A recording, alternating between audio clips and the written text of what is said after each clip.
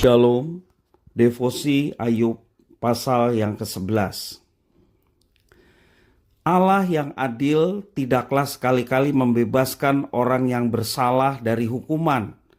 Itu yang dikatakan dalam kitab suci Keluaran pasal 34 ayat yang ke-7. Namun dalam anugerahnya, Tuhan Allah tidak langsung menjatuhkan hukuman atas setiap dosa manusia.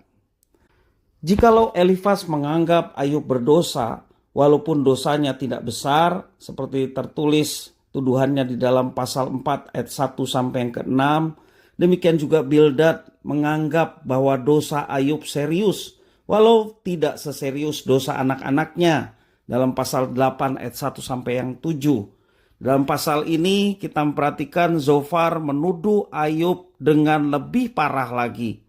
Zofar beranggapan bahwa Ayub tidak seharusnya membual dengan menyatakan dirinya tidak bersalah. Kita perhatikan dalam ayat 1 sampai yang ke-4. Maka berbicaralah Zofar orang Naama. Apakah orang yang banyak bicara tidak harus dijawab? Apakah orang yang banyak mulut harus dibenarkan?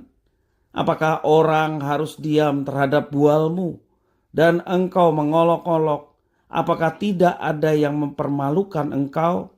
Katamu, pengajaranku murni dan aku bersih di matamu. Ia berharap agar Tuhan Allah sendiri yang kemudian berfirman kepada Ayub untuk mengatakan bahwa sesungguhnya Allah tidak memperhitungkan bagimu sebagian daripada kesalahanmu. Sebagaimana tertulis dalam ayat yang ke-6 perkataan Zofar. Dan memberitakan kepadamu rahasia hikmat, karena itu ajaib bagi pengertian, maka engkau akan mengetahui bahwa Allah tidak memperhitungkan bagimu sebagian daripada kesalahanmu. Tuduhan Zofar terhadap Ayub sedemikian kerasnya. Zofar begitu marah terhadap Ayub yang terus membela diri, sehingga ia menganggap bahwa Ayub adalah seorang penipu yang sangat berdosa dan yang seharusnya bersyukur kepada Allah tidak memperhitungkan semua dosanya. Karena itu Zofar menyuruh Ayub untuk mengakui dosanya supaya hidupnya dapat pulih kembali.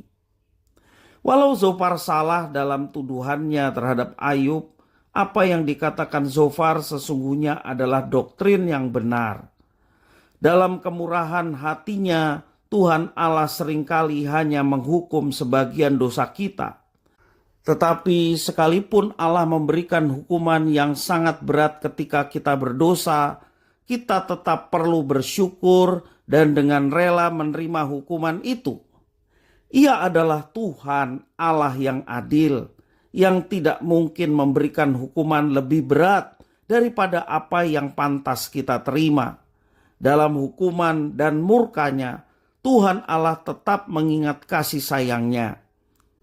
Karena itu mari kita belajar untuk menerima bentuk disiplin atau mungkin itu sebuah hukuman yang Tuhan berikan kepada kita ketika kita bersalah.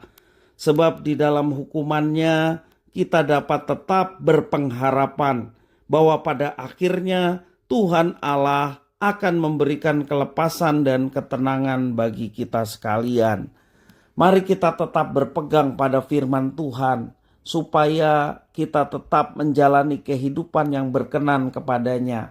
Ketika kita menyadari bahwa Tuhan penuh kasih dan murka Tuhan tetap ada bagi segala dosa manusia, kita tetap menjaga hati kita supaya tidak berdosa kepadanya. Kita tetap menjaga hati kita untuk terus bertekun dalam firman Tuhan serta menerapkannya dalam hidup kita sehari-hari, sehingga melalui itu semua kita dijagai untuk tidak terus larut dalam dosa. Ketika kita menyadari akan dosa yang kita lakukan, sesegera mungkin kita harus datang kepada Tuhan dan mohon pengampunan dari Tuhan dan bertobat untuk tidak mengulangnya lagi. Dan Tuhan yang memampukan untuk kita dapat mengatasi semuanya itu. Seperti Ayub menjaga hatinya untuk tidak berdosa, menjaga hatinya untuk tetap percaya kepada Tuhan yang mendatangkan yang baik. Seperti itu jugalah kita dalam menghadapi segala sesuatu, termasuk dalam tantangan persoalan yang mungkin sedang kita alami saat ini. Bersama dengan Tuhan, kita diberi kemampuan dan kemenangan. Tuhan Yesus memberkati.